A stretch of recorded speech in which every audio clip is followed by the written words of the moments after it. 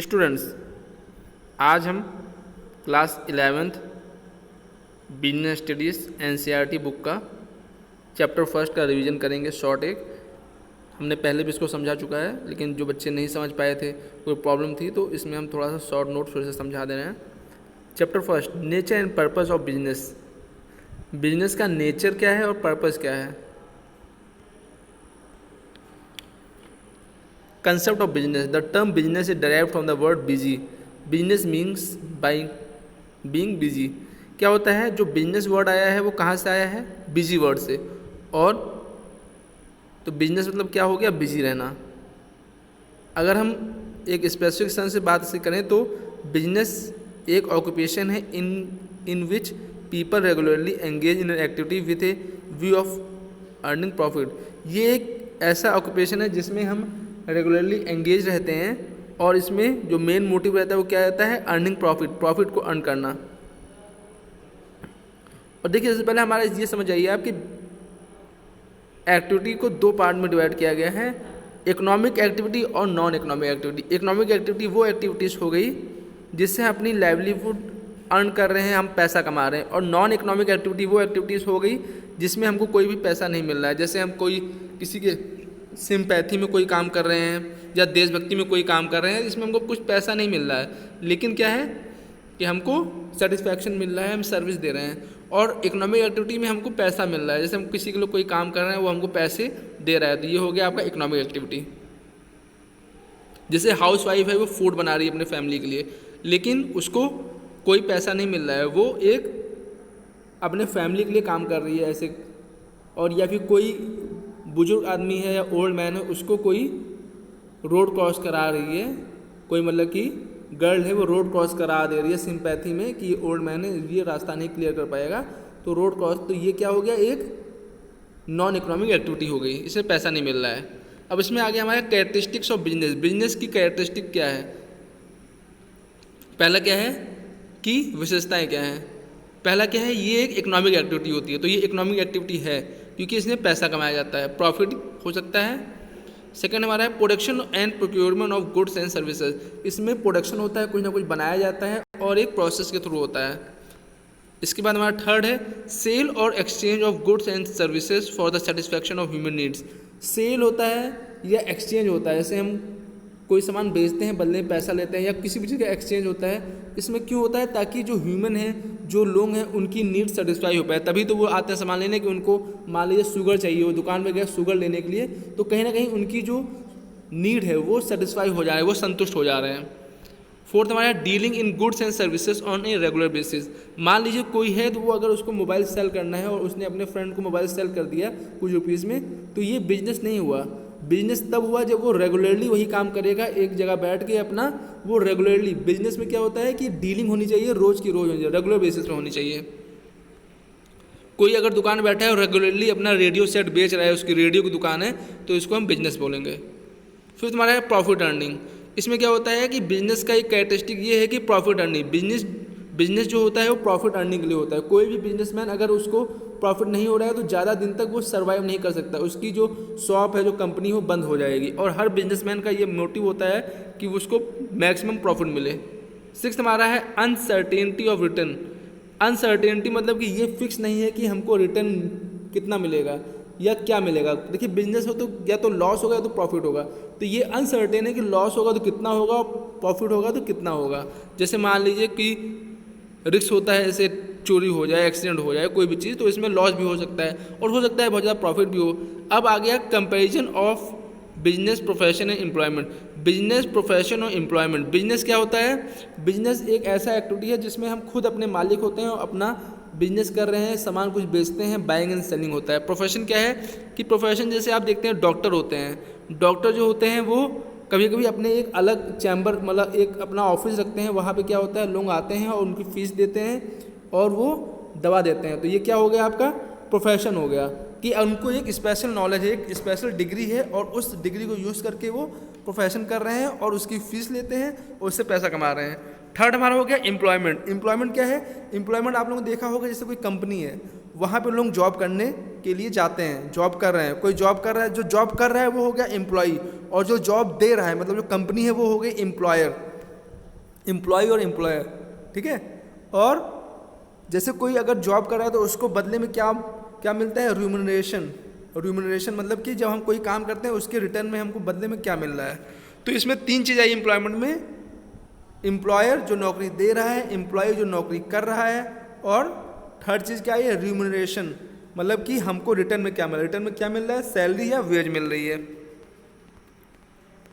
इसमें आपके कंपैरिजन किया गया है बिजनेस, प्रोफेशन और एम्प्लॉयमेंट में। इसको हमने पहले भी समझा था, इसको समझ लीजिएगा आप, बहुत आसान है। यही सब चीज़ें हैं जो हमने बताया था अभी। Classification of business activities. Business activities को देखिए 2 पार्ट में डिवाइड किया गया है, इंडस्ट्री एंड कॉमर्स। इंडस्ट्री क्या है, एक इकोनॉमिक एक्टिविटी है जिसमें क्या होता है, हमारे जो रिसोर्सेस हैं, रॉ मटेरियल्स हैं, उसको यूजफुल प्रोडक्ट्स में चेंज किया जाता है। ये 3 तरीके के होते हैं, प्राइमरी, सेकेंडरी और tertiary. Primary, secondary and tertiary. Primary में क्या है, प्राइमरी में वो सभी चीज़ें आती हैं जिससे हम नेचुरल रिसोर्सेज से अपने रॉ मटेरियल्स को निकालते हैं। जैसे फिश निकालते हैं रिवर से, कोल निकालते हैं माइनिंग से, मतलब कि अर्थ में से हम बहुत सारे मिनरल्स निकालते हैं, माइनिंग होती है। तो ये सब आ गया आपकी प्राइमरी इंडस्ट्री में। इसमें 2 होती है, एक्सट्रैक्टिव इंडस्ट्रीज और जेनेटिक इंडस्ट्रीज। एक्सट्रैक्टिव में आपका क्या हो गया, माइनिंग, हंटिंग, फिशिंग। और जेनेटिक में क्या हो गया, जैसे हम सीड्स हो गया, सीड्स से नए सीड को तैयार किया जाता है। या जेनेटिक होता है, जैसे आपका हो गया नर्सरी। बी हो गया आपका सेकेंडरी इंडस्ट्रीज। सेकेंडरी इंडस्ट्रीज में क्या है, जो प्राइमरी इंडस्ट्रीज में रॉ मटेरियल्स मिले हैं उनको यूज़ करके फिनिश प्रोडक्ट में चेंज किया जाता है। जैसे शुगर केन की फैक्ट्री है, उसने क्या कहते हैं, शुगर केन को शुगर में चेंज कर दिया, changing of sugar cane into sugar, ये सब चीज़ें हो गई। इसमें मैन्युफैक्चरिंग इंडस्ट्रीज और कंस्ट्रक्शन इंडस्ट्री 2 आती है। मैन्युफैक्चरिंग इंडस्ट्रीज में ऐसी इंडस्ट्रीज आती है जो रॉ मटेरियल्स को चेंज करती है फाइनल प्रोडक्ट्स में। और वही जेनेटिक इंडस्ट्रीज़ में क्या, कंस्ट्रक्शन इंडस्ट्रीज़ में वो इंडस्ट्रीज़ आती हैं जैसे जो डैम्स होती हैं, ब्रिजेस बनाते हैं, पुल बनाते हैं, रोड्स बनाते हैं, ये सब आती है। टर्सरी में क्या है, टर्सरी इंडस्ट्रीज़ क्या है, ये बाकी सब इंडस्ट्रीज़ को, प्राइमरी और सेकेंडरी इंडस्ट्रीज़ को हेल्प करने के लिए होती हैं। जैसे आपका इंश्योरेंस हो गया, पैसे की कमी हो रही है तो बैंकिंग के लिए हो गया, कोई भी चीज़ें, कम्युनिकेशन बात नहीं हो पा रही है, कम्युनिकेशन हो गया, ट्रेडिंग हो गई, सामान बन गया तो उसको गोडाउन में रखना है, ये सब चीज़ें, एडवर्टाइजमेंट, ये सब चीज़ें आती है। इसके बाद आता है हमारा सेकंड, पहला पार्ट हमारा इंडस्ट्री था, सेकंड पार्ट था कॉमर्स। कॉमर्स में आपके 2 पार्ट्स होते हैं, trade and auxiliaries to trade. अब ट्रेड क्या होता है, buying and selling of goods इस टर्म। ट्रेड क्या है, buying and selling of goods, सामान को बेचना और खरीदना, ये होता है गुड्स। और ऑक्सिलरीज टू ट्रेड क्या होता है, जो ट्रेड में मदद कर रही हैं जो चीज़ें, वो होती हैं ऑक्सिलरीज टू ट्रेड। जैसे आपका बैंकिंग, ट्रांसपोर्ट, सामान इधर से उधर जाना होता है, इंश्योरेंस, वेयर हाउसिंग, एडवर्टाइजमेंट, ये सब चीज़ें आ गई आपकी ऑक्सिलरीज टू ट्रेड में। अब इसके बाद आता है, ये आपका इसमें एग्जाम्पल है, ट्रांसपोर्ट और communication, insurance, warehousing, banking and finance, advertisement, मतलब कि प्रचार जो होता है। इसके बाद हमारा आता है ऑब्जेक्टिव्स ऑफ बिजनेस। बिजनेस का उद्देश्य क्या होता है, बिजनेस का उद्देश्य क्या होता है, पहले इसमें हमारे 2 दिए हैं, मल्टीपल ऑब्जेक्टिव्स और ऑब्जेक्टिव्स ऑफ बिजनेस। देखिए जो बिजनेस कर रहा है उसके लिए मेन सोर्स ऑफ इनकम होता है, और बिजनेस को एक्सपेंड करने के लिए और बढ़ाने के लिए भी पैसे की जरूरत होती है, तो प्रॉफिट होना जरूरी है। ये दिखाता है कि बिजनेस हमारा कैसा चल रहा है।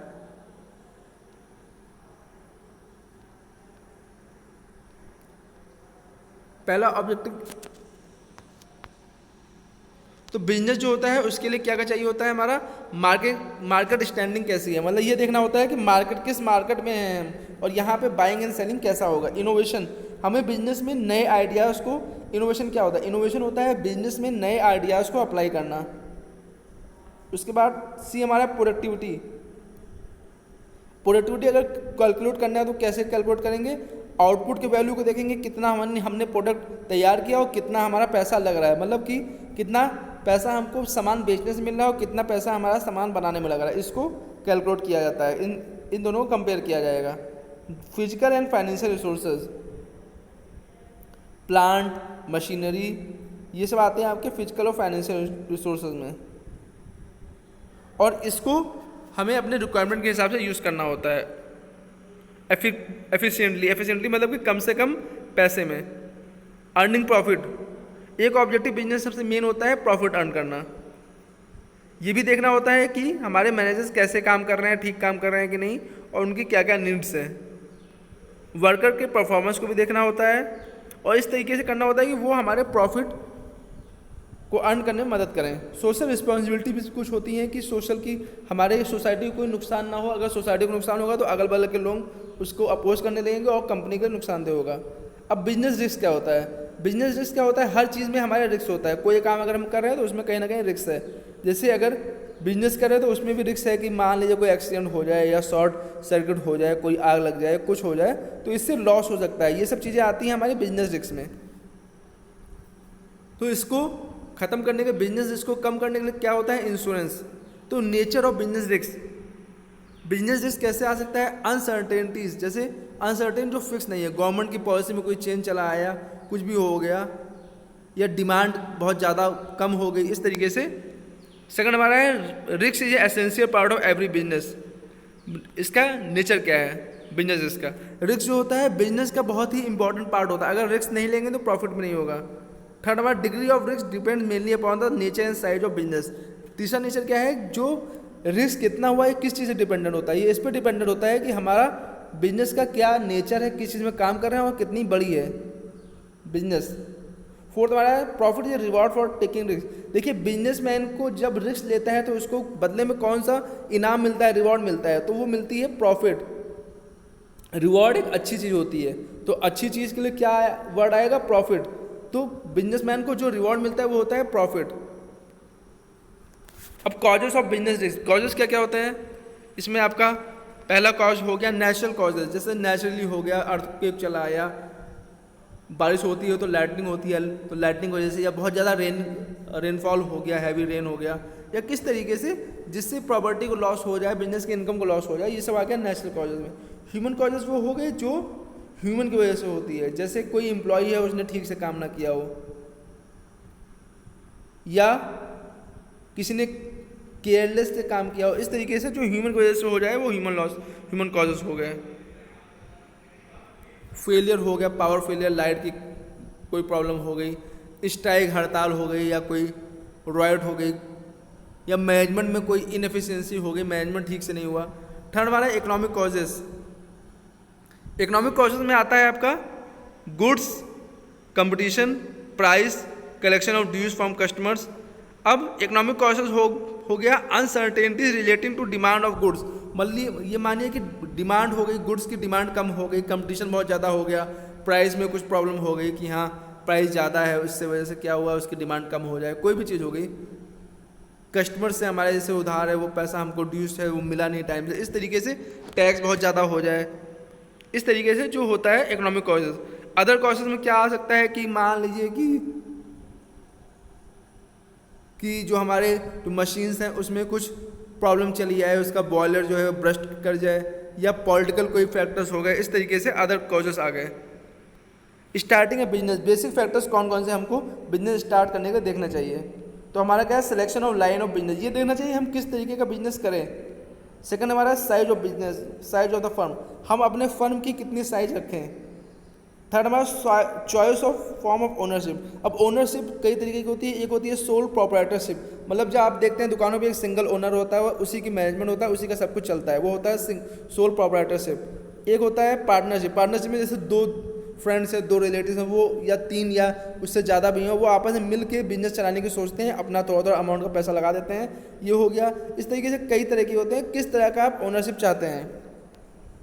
फोर्थ हमारा लोकेशन ऑफ बिजनेस एंटरप्राइज, ये भी देखना होता है हमारा लोकेशन जो बिजनेस का है वो कैसा है, कि वहाँ पे लेबर ठीक से मिल जाएंगे कि नहीं, रॉ मटेरियल्स मिल जाएंगे कि नहीं, बैंकिंग का सुविधा रहेगी कि नहीं, ये सब चीज़ें देख के हमें अपना बिजनेस का लोकेशन भी देखना चाहिए। फाइनेंसिंग द प्रोपोजिशन, फाइनेंसिंग में क्या आता है कि अगर हमारे पास पैसे की कमी हो जाए तो फाइनेंसिंग कहाँ से होगी, कितना हो पाएगा, और कैसे कैसे हमारे पास कितना फिक्स एसेट्स है। सिक्स हमारा फिजिकल फैसिलिटीज़, फिजिकल फैसिलिटीज़ में आपका आता है, फिजिकल फैसिलिटीज़ में आपका आता है कि मशीन्स, इक्विपमेंट्स, बिल्डिंग्स, ये सब चीज़ें आती हैं, ये सब चीज़ें भी हमको सही से अरेंज करना पड़ता है। सिक्स हमारा प्लान लेआउट, एक रफली हम डायग्राम बना लेंगे कि हमको जो फिजिकल रिसोर्स सब रिसोर्स है उसको कैसे हमको सेटल करना है, कैसे सब लगाना है। एट हमारा कॉम्पिटेंट एंड कमिटेड वर्कफोर्स। इसके लिए और क्या चाहिए होता है, कॉम्पिटेंट, मतलब ऐसे वर्कर चाहिए होते हैं जो कंपटीशन के हिसाब से उस कंपटीशन के माहौल में रह पाएँ और कमिटेड हो, अपने काम के लिए एकदम से लगे रहें। नाइन्थ हमारा टैक्स प्लानिंग।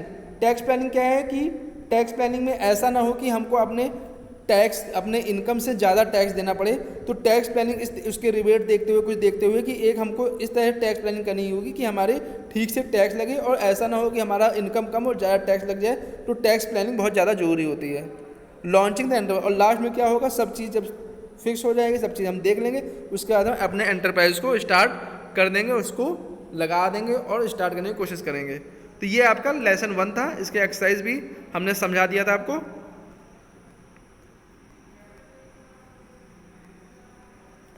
और हमने पहले भी इसको समझा चुका है आप लोगों को। अब ये आपका एक शॉर्ट समरी था लेसन 1